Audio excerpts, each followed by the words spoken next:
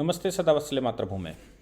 हम लोग आज सुप्रीम कोर्ट में 7 जजेस की बेंच, 7 जजेस की बेंच, जनरली कॉन्स्टिट्यूशनल बेंच 5 जजों की होती है, लेकिन 5 जजों की बेंच का एक जजमेंट जो 1966 में 67 में हुआ था और ये तय हुआ था कि अलीगढ़ मुस्लिम यूनिवर्सिटी का कोई माइनॉरिटी स्टेटस नहीं है, वो पार्लियामेंट के द्वारा बनाई गई है। पार्लियामेंट को उसके किसी भी स्टेटस के लिए संशोधन करने का अधिकार है।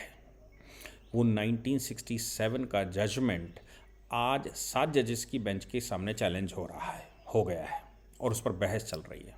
ऑनरेबल चीफ जस्टिस की अदालत में, अदालत नंबर 1 में चल रहा है। अब आप सोच कर देखिए कि ये आखिर ऐसा हो क्यों रहा है। इसका एक इतिहास है। आप जानेंगे तुष्टीकरण के इतिहास को तो मुझे लगता है कि आपको आश्चर्य निश्चित रूप से होगा और ये जानकारी भी आपको मिलेगी कि वाकई में हमारे देश के साथ कैसे खेला जा रहा है और कैसे खेला गया है। हुआ क्या कि अलीगढ़ मुस्लिम यूनिवर्सिटी जो कि मुस्लिम एंग्लो ओरिएंटल कॉलेज हुआ करता था, उस कॉलेज को मुस्लिम यूनिवर्सिटी का दर्जा दिया जाए, ऐसा आह्वान किया गया था। उस आह्वान में उस समय की अंग्रेज सरकार या ईसाई सरकार ने वो ज़मीन ग्रांट करने की बात कर दी और उसको पार्लियामेंट, उस समय जो पार्लियामेंट थी, उस पार्लियामेंट से उसको पास कर दिया, जिसको अलीगढ़ मुस्लिम यूनिवर्सिटी एक्ट 1920 कहते हैं। किसने पास किया? पार्लियामेंट ने पास किया। यूनिवर्सिटी प्राइवेट नहीं बनी, यूनिवर्सिटी को प्राइवेट लोगों ने नहीं बनाया, उसको पार्लियामेंट ने 1920 में एंग्लो ओरिएंटल कॉलेज को अलीगढ़ मुस्लिम यूनिवर्सिटी का दर्जा दे दिया। उस दर्जे के बाद एक बड़ा खेल होना शुरू हुआ। राजा महेंद्र प्रताप के वंशज, जो कि महेंद्र प्रताप अलीगढ़ मुस्लिम यूनिवर्सिटी के, ऐसा कहा जाता है कि सारी ज़मीन उनकी है, तो कुछ तो एंग्लो ओरिएंटल कॉलेज के पास थी ज़मीन और उसके बाद कुछ ज़मीन उस समय राजा महेंद्र प्रताप के वंशज, जो कि उस समय ज़मींदार थे, कहा राजा जाता था लेकिन वो जमींदार थे, वो राजा नहीं थे। ज़मींदार उस समय जो शासन कर रहा था या जो अंग्रेज़ों का या सरकार का वसूली करता था, उसके नाम ज़मीन होती थी, मतलब वो अधिपति होता था, लेकिन डिस्ट्रिक्ट मजिस्ट्रेट बैठता था। District magistrate court of what's बन गया क्योंकि राजा महेंद्र प्रताप ने अंग्रेजी सरकार के खिलाफ आंदोलन कर दिया था। उनका बेटा प्रेम प्रताप, नाबालिग बेटा, बैठा दिया गया था। नाबालिग बेटे का कोर्ट्स ऑफ वॉट्स उस समय डिस्ट्रिक्ट मजिस्ट्रेट हो गया था। हालांकि वो चाहते तो पूरी ज़मींदारी वापस ले लेते, किसी और को देते, लेकिन अंग्रेजी शासन की खास बात थी कि वो कोई अपने शासन में डिस्टर्बेंस नहीं करते थे। उन्होंने महेंद्र प्रताप को हटाया और उनके लड़के, माइनर लड़के को बिठा दिया, उसको बढ़िया राजसी ठाट वाट दिए ताकि कोई विद्रोह ना हो सके, कोई विद्रोह ना कर सके, और ज़मीन लीज़ करनी शुरू कर दी। सरकार ने सरकारी ज़मीन लीज़ करनी शुरू कर दी और वो यूनिवर्सिटी बन गई। उस यूनिवर्सिटी को माइनॉरिटी स्टेटस है कि नहीं है, ये प्रश्न खड़ा होता है। तो फिर एक काम हुआ, उसमें तमाम तरह का पैसा लगाया, मुस्लिम्स ने लगाया, नॉन मुस्लिम्स ने लगाया, जो जैसे लगा सकता था उस समय, क्योंकि उस समय का माहौल ये था कि अंग्रेज़ों के खिलाफ भारतीय शिक्षा प्रणाली खड़ी हो। इसलिए हमको याद होगा एंग्लो वैदिक विद्यालय खोले गए थे, संस्कृत विद्यालय खोले गए थे। ये समय तभी का है, 1905 के बाद का। और बनारस हिंदू यूनिवर्सिटी खोली गई थी, बनारस शिक्षा मंडल, तमाम तरह के और शिक्षा मंडल देश में खोले गए थे। तो मुस्लिमों के नाम से भी ये एंग्लो ओरिएंटल को अलीगढ़ मुस्लिम यूनिवर्सिटी बना दिया गया था। हालांकि अलीगढ़, मेरा मानना यह है कि अलीगढ़ मुस्लिम यूनिवर्सिटी अंग्रेज़ों ने जो भारतीय शिक्षा पद्धति डेवलप हो रही थी उसको काउंटर करने के लिए बनाया था, ताकि ये काउंटर हो जाए और हिंदू मुस्लिम सही से भेद उनके बीच में पैदा हो जाए। मुस्लिम यूनिवर्सिटी होगी तो मुसलमानों को साथ में रखना आसान होगा। और उधर हमारे यहाँ बंग भंग के बाद भारतीय एजुकेशन को लेकर काम हो ही रहा था, चाहे वो बनारस शिक्षा मंडल के नाम, बनारस शिक्षा पीठ के नाम से हो रहा, बनारस हिंदू यूनिवर्सिटी के हो रहा हो, काशी विद्यापीठ के नाम से हो रहा हो, पूना विद्यापीठ के नाम से हो रहा हो, तमाम तरह की विद्यापीठें खोली जा रही थी और संस्कृत विद्यालय खोले जा रहे थे और अंग्रेजी एजुकेशन का बाइकआउट कर दिया गया था। अंग्रेजी एजुकेशन कहाँ पढ़ाई जाए, इसलिए मुस्लिम यूनिवर्सिटी बना दी गई। और राजा महेंद्र प्रताप, जो कि सरकारी ज़मीन को उस समय मैनेज कर रहे थे, उनके बेटे के कोर्ट्स ऑफ वॉट्स के रूप में कर दिया गया। सरकार के स्वतंत्रता के बाद राजा हमने ख़त्म, राजा या मैं कहूँ कि ज़मींदारी प्रथा भारत में ख़त्म हुई। ज़मींदारी प्रथा की खास बात ये थी कि जो खुद कास्ट राजा की हुआ करती थी या ज़मींदार की होती थी, उसको छोड़कर सारी की सारी ज़मीन सरकारी हो गई। यानी कि अब ये ज़मीन सरकारी हो गई।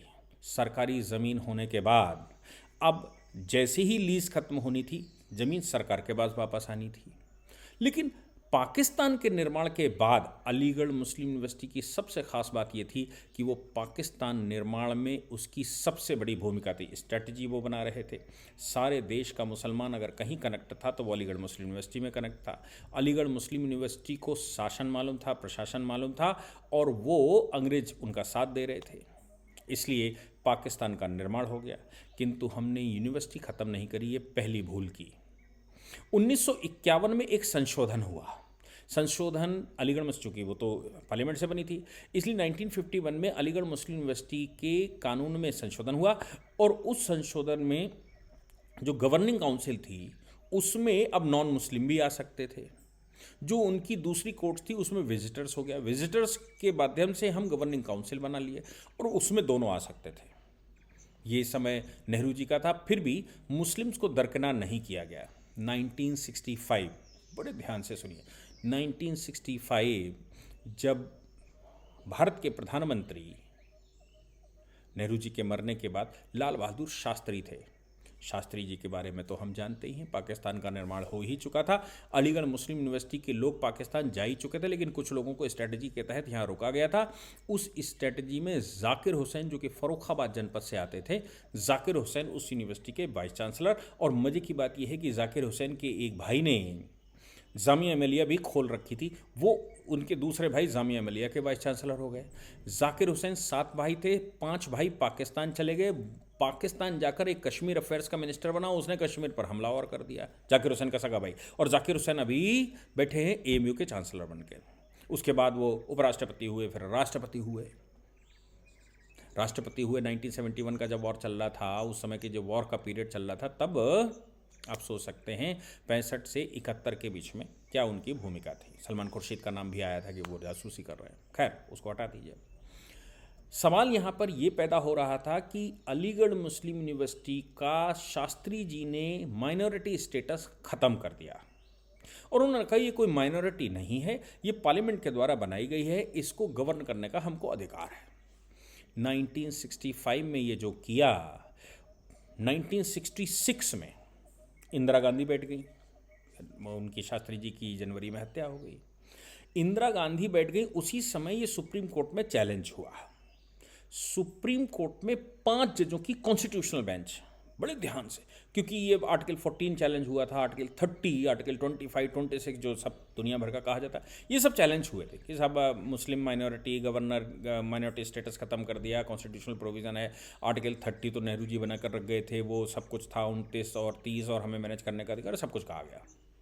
सुप्रीम कोर्ट के 5 जजों की बेंच में ने 1967 में एक निर्णय दिया, और उस निर्णय में यूनिनिमसली, यानी कि उसमें से कोई विरोध नहीं, 5 के 5 जजों ने कहा कि भैया पार्लियामेंट के द्वारा बनाई गई थी, पार्लियामेंट को संशोधन करने का अधिकार था, और पार्लियामेंट ने जो संशोधन किया था वो संपूर्ण है, इसलिए ऐसा कोई ग्राउंड नहीं मिलता जिससे ये कहा जाए कि ये मुस्लिम माइनॉरिटी यूनिवर्सिटी का राइट तुम्हारे पास है। ख़त्म कर दिया। 67 में जजमेंट हुआ। इंदिरा गांधी प्रधानमंत्री थी, कुछ दिन बैठी रही। 1981 कब? जब 1975 से 77 का खेल हो चुका था, और 1977 में उस समय की जनता पार्टी की सरकार बन चुकी थी, और उस समय 1980 में गिरकर इंदिरा गांधी दोबारा बन गई थी। तो ये हुआ था कि मुस्लिमों ने इंदिरा गांधी का साथ दिया था 95-75 की इमरजेंसी में। अब दिया हो ना दिया हो, लेकिन ऐसा उनका भ्रम था, और मुस्लिम्स को अपने साथ खींचने के लिए इंदिरा गांधी ने 1981 में उसका मुस्लिम स्टेटस फिर बहाल कर दिया, और कहा कि ये मुस्लिम स्टेटस है। कानून में संशोधन कर दिया, पार्लियामेंट में संशोधन कर दिया, जो 1965-1951 में किया था अपने ही पिता के द्वारा, 1951 में जो संशोधन किया था, फिर लाल बहादुर शास्त्री के द्वारा जो संशोधन हुआ था और माइनॉरिटी स्टेटस खत्म कर दिया गया था, उस माइनॉरिटी स्टेटस को 1981 में फिर से इंदिरा गांधी ने बहाल कर दिया, और कहा कि ये वो है। शीला कौल नाम की एक मिनिस्टर हुआ करती थी, उसने प्रपोजल रखा था। अलीगढ़ मुस्लिम यूनिवर्सिटी के इस संशोधन के बाद वो चुपचाप बैठे रहे, वो कुछ बोले नहीं। लेकिन फिर उन्होंने 2005 में 2005 में एक संशोधन किया। 2005 में भी किसकी सरकार थी? 2004 में फिर से कांग्रेस की सरकार बन चुकी थी। और अब चूंकि 80 से लेकर और अभी तक समय नहीं मिल पाया था सही से। क्यों नहीं समय मिल पाया था? 81 के बाद 83 में 84 में राजीव गांधी बैठ गए थे और 89 तक राजीव गांधी बैठे थे। वो सरकार भी उथापथल में ही चली रही, क्योंकि वो उस समय का जो माहौल बन गया था, वो माहौल राम मंदिर बना मस्जिद बन गया था। मंदिर के ताले खोल दिए गए थे। मंदिर के ताले खोलने के बाद आंदोलन शुरू हो गए थे और गोली गोली चलने लगी थी। मुलायम सिंह यहाँ पर मुख्यमंत्री थे, बन गए थे। उसके बाद मुलायम सिंह के मुख्यमंत्री काल में राम मंदिर पर गोली चल गई थी। तो फिर समय नहीं मिल पाया कि कैसे किया जाए। उसके बाद 1989 के बाद 1996 में मिलीजुली सरकारें, 1989 के बाद ही मिलीजुली सरकारें बनने लगी। और मिलीजुली सरकारें जो बनी वो नरसिंह राव ने कोई माइनॉरिटी को कभी बेनिफिट नहीं दिया। नरसिंह राव की सरकार जाने के बाद फिर सरकार बन गई अटल जी की।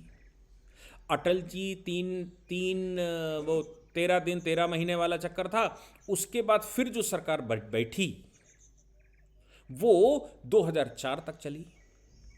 2004 तक कोई मौका नहीं मिल पाया सरकार को या विपक्ष को या कांग्रेस को या अलीगढ़ मुस्लिम यूनिवर्सिटी को कि वो 1981 में जो संशोधन किया गया था उसको इंप्लीमेंट कर पाते। तो 2005 का समय मिला। 2005 में फिर से सोनिया जी के नेतृत्व वाली या मनमोहन सिंह के प्रधानमंत्री काल की सरकार बन गई और 2005 में अलीगढ़ मुस्लिम यूनिवर्सिटी में 50% मुस्लिम आरक्षण घोषित कर दिया गया। 50% मुस्लिम आरक्षण घोषित हुआ तो वो फिर चैलेंज हो गया। इलाहाबाद हाई कोर्ट में चैलेंज हुआ। इलाहाबाद हाई कोर्ट ने 2006 में ये जजमेंट दिया कि जो अजीज पाशा का जजमेंट है, अजीज बाशा का, वो जजमेंट प्रिवेल करता है। और ये जो संशोधन 1981 का किया गया है और 2005 में ये जो निर्णय लिया गया 50% मुस्लिम रिजर्वेशन का, ये दोनों असंवैधानिक है, क्योंकि 5 जजों की बेंच पहले ही कह चुकी इसका कोई माइनॉरिटी स्टेटस नहीं। इलाहाबाद हाई कोर्ट ने भी ये घोषित कर दिया कि इसका कोई माइनॉरिटी स्टेटस नहीं है। ये तो सरकार के द्वारा बनाई गई यूनिवर्सिटी, नाम मुस्लिम होने से वो मुस्लिम यूनिवर्सिटी नहीं हो जाती। दूसरी बात ये भी मैं कहता हूँ कि जब पाकिस्तान का निर्माण हो चुका था तो अब यहाँ माइनॉरिटी और ये सब क्यों? बंटवारा तो हो ही चुका था। अब सवाल यहाँ पर पैदा हुआ कि 2006 में जब ये घोषित कर दिया गया कि इसका कोई माइनॉरिटी स्टेटस नहीं है, इंदिरा गांधी का संशोधन अवैध है, 2005 का निर्णय अशोध है, तो फिर वो सुप्रीम कोर्ट चैलेंज हुआ। सुप्रीम कोर्ट में उस समय की केंद्र सरकार यानी कि मनमोहन सिंह की सरकार, कांग्रेस की सरकार, विपक्ष की सरकार, उसने सुप्रीम कोर्ट में चैलेंज कर दिया। अलीगढ़ मुस्लिम यूनिवर्सिटी भी पार्टी बनी और वो भी पार्टी बने। सुप्रीम कोर्ट में 2006 में जब चैलेंज हुआ तो वो चैलेंज चलते चलते लंबा खिंच गया, क्योंकि 2014 तक तो कुछ होना नहीं था। 2014 के बाद उसमें फिर हलचल हुई और हलचल ये हुई कि मामला फ्लोर पर आ गया। 2019 में 3 जजेस की बेंच में ये बात कही गई कि अगर मुस्लिम्स ने इसको बनाया था तो इसका माइनॉरिटी स्टेटस होना चाहिए, लेकिन पार्लियामेंट ने मुस्लिम नाम से बनाया था तो जनरल होनी चाहिए। तो 2 क्लैश हो गए जजमेंट। मामला उस समय के chief justice honourable justice Ranjan Gogoi ने 7 जजों की बेंच में भेज दिया, क्योंकि 5 जजों की बेंच का जजमेंट था अजीज पाशा का। अजीज बाशा के जजमेंट को चैलेंज किया गया। अब आप सोचिए, अजीज बाशा 1967 में हुआ, अवसर नहीं मिला, इधर आबादी बढ़ गई, कांग्रेस का तुष्टीकरण बढ़ गया और विदेशी फंडिंग बढ़ गई, भारत में मुस्लिम्स का परसेंटेज बढ़ गया, उस परसेंटेज में उनकी महत्वाकांक्षाएं बढ़ गई। भारत को इस्लामिक राष्ट्र घोषित करने का जो जिन्ना का प्लान था, वो प्लान भी भारत में कई स्टेजेस पर चल रहा था। बम विस्फोट हो रहे थे, भारत में कश्मीर में हमले हो रहे थे, आतंकवाद बढ़ाया जा रहा था, लोग यहाँ पर भेजे जा रहे थे, मुंबई अटैक जैसे हो रहे थे। 2014 के बाद मोदी जी प्रधानमंत्री बने, भारत में एक नई आशा जगी और वो आशा इतनी जगी कि अब के आगे सब कुछ ढहता चला गया। जब वो मामला फिर से लगा तो 2016 और हाँ 2019 में से पहले एक गतिविधि हुई। 2016 की जुलाई में मोदी सरकार ने ये तय किया कि ये जो अपील केंद्र सरकार ने डाली है वो विड्रॉ कर रही है। केंद्र सरकार ने, यानी कि जो मनमोहन सिंह की सरकार ने अपील 2006 में डाली थी, उसको मोदी जी की सरकार ने उसको विड्रॉ कर लिया। अब जैसे ही विड्रॉ किया और कहा कि अजीज़ बादशाह पे हम बिलीव करते हैं, अजीज़ बादशाह का जजमेंट ठीक है, इसका कोई माइनॉरिटी स्टेटस नहीं है, ये मोदी सरकार ने कह दिया और हम उस पर रिलाई करते हैं। मामला अलीगढ़ मुस्लिम यूनिवर्सिटी लड़ रही थी। अलीगढ़ मुस्लिम यूनिवर्सिटी का मामला 2019 में रंजन गोगोई साहब ने 7 जजेस की बेंच भेज दिया। 7 जजेस की बेंच में लीडिंग प्लीडिंग सब तैयार हो रही थी और अब आज 7 जजों की बेंच उसकी सुनवाई कर रही है। आप सोचिए कि भारत में जजमेंट हो गए, यही स्टेटस कई बार बदला गया। माइनॉरिटी स्टेटस अंग्रेज़ों ने दिया, पाकिस्तान का निर्माण हुआ 1951 में, नेहरू जी की सरकार ने माइनॉरिटी स्टेटस को डाइल्यूट किया। 1965 में लाल बहादुर शास्त्री की सरकार ने माइनॉरिटी स्टेटस ख़त्म कर दिया। 1966 में ये जजमेंट ये माइनॉरिटी स्टेटस ख़त्म करने को चैलेंज हुआ। 1967 में उसका ऑर्डर आया। 1981 में इंदिरा गांधी ने फिर से उसका माइनॉरिटी स्टेटस मेंटेन कर दिया। 1981 के बाद सब चुपचाप बैठ गए, अवसर मिला नहीं। 2005 में फिर से जाकर 50% आरक्षण घोषित कर दिया गया मुस्लिमों का। SC ST रिजर्वेशन तो पता नहीं कहाँ है, क्योंकि जैसी ही जनरल यूनिवर्सिटी बनेगी, जनरल यूनिवर्सिटी यानी कि पार्लियामेंट के द्वारा यूनिवर्सिटी बनी है, तो SC ST OBC रिजर्वेशन मिलेगा।